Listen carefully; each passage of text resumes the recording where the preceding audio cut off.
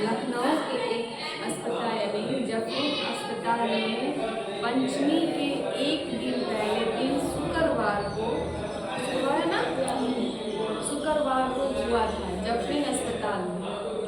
और जिस अस्पताल में उनका जन्म हुआ था उस पूरे अस्पताल में जितनी भी गर्भवती महिलाएं थी उन सभी की बेटी हुई थी और उनमें सिर्फ एक बेटे के रूप में बिरजू महाराज जी का जन्म होता है, जिनके जन्म से ही सभी माँओं के चेहरे खुशी से खिल जाते हैं कि चलो भाई किसी का तो बेटा हुआ, जिससे पूछो बेटी हुई है, बेटियों की बेटियों को पहले भी अभी भी और आने वाली पीढ़ियों में भी जब बेटी होती है तो सब लोग मायूस हो जाते हैं कि एक सर का बोझ आ गया, शादी ब्याह करना होगा, उसको अच्छे से रखना होगा, हाँ तो अब बेटा रहेगा तो मेरा खुद का आगे बढ़ाएगा XYZ, ठीक है।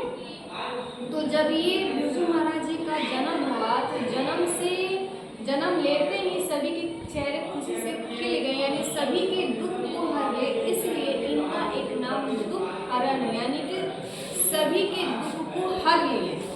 किसने हर लिया? बिरजू महाराज ने हर लिए, इसलिए दुख हरण इनका नाम हो गया। वैसे देखा जाए इनका पूरा नाम इनका पंडित कृष्णमोहन मिश्रा, और नाम आगे चल के यही हो गया पंडित बिरजू महाराज से ही फेमस हो गया, ठीक है। ये अपने फैमिली में 3 बहन 1 भाई, सबसे छोटे थे। माता पिता इनका चाचा पति परिवार सभी में खानदानी बिजनेस का कथक था, सभी लोग कथक किया करते थे। और कुछ टाइम जब इनके पिताओं का युद्ध था तो किन्हीं अलग अलग राजाओं के यहाँ जाकर नृत्य किया करते थे। अलग अलग राजा इन्विटेशन देने आप मेरे दरबार में आइए, अलग अलग खुशी वहाँ पे ऐसे करते करते भारत के हर एक क्षेत्र में ये भ्रमण भी हो जाता था, प्लस अर्निंग का साधन यानी पैसे कमाने का साधन भी हो जाता था। ये लोग करते थे। और इनकी जो तीनों बहनें हैं, तीनों बहनों की शादी ब्याह कर दिया गया और ये छोटे सबसे छोटे हैं। और बच्चों को हम बोले थे ना कि जो ग्रोइंग एज होता है खासकर 5 साल तक, 0 से 5 साल का जो एज होता है, खासकर जब बोलने लगता है, चलना प्रारंभ करता है बच्चा, उस टाइम से फैमिली मेंबर के हर एक सदस्य को अगर बच्चे पे अच्छे से वर्क किया जाए, सिखाया जाए, जो चीज़ तुम सिखाओगी, जो चीज़ अपर या हायर लेवल का भी तुम सिखाओगी वो बच्चा सीख जाएगा। और ये सिखाना चाहिए 5 साल तक, जितना उसको रटवा दो, तोते की तरह रटवा दो। तोते का 10+2 का फॉर्मूला तक भी रटवा दो, तोते की तरह रटवा दो, कुछ भी।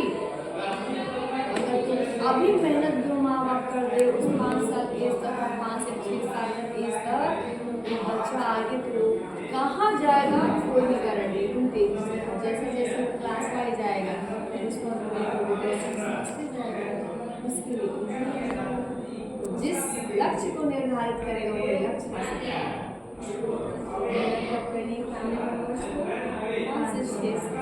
रगड़ के मेहनत कर दीजिए। अब वही मेहनत करके पिताजी अच्छा महाराज जी ने बिरजू महाराज ऐसा ही मेहनत की, क्योंकि ये भी करते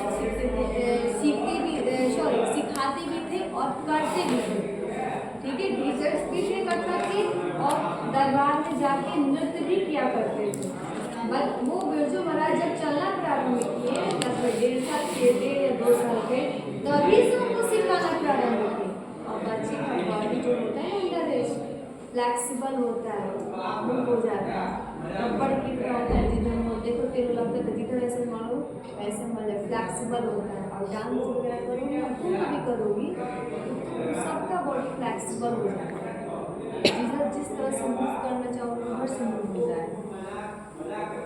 हमेशा करने से इन्हें 2-4 दिन की और बैठ गए तो टाइट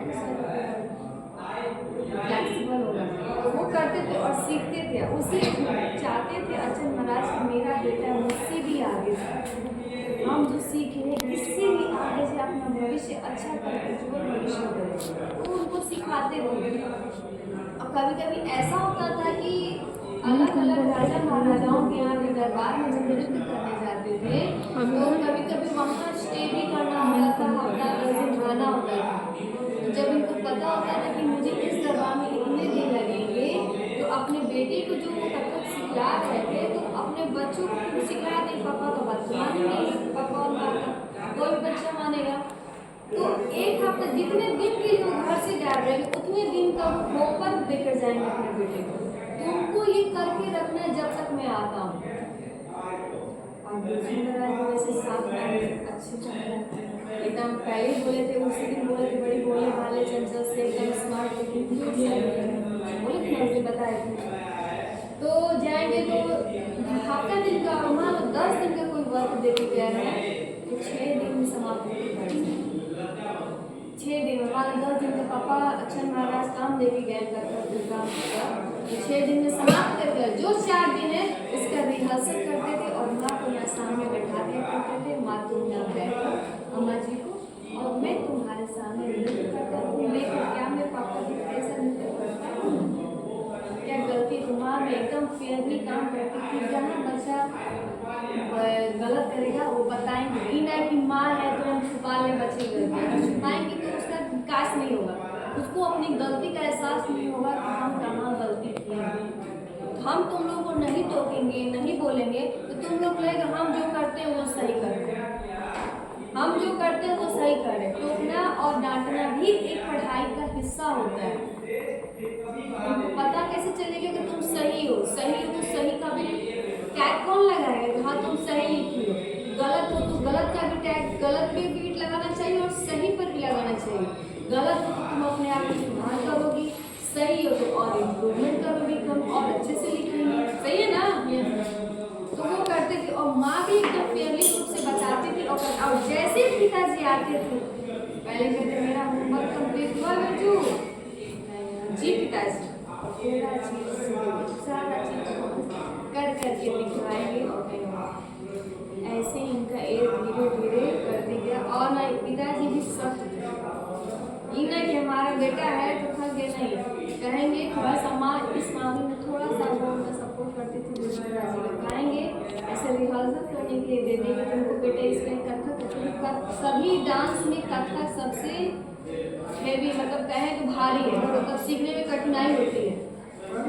सबसे टॉप पर इसको रखा गया। कथक जल्दी कोई सीखता नहीं है, नहीं कर पाता है, उसमें बिरजू महाराज कर लिए थे।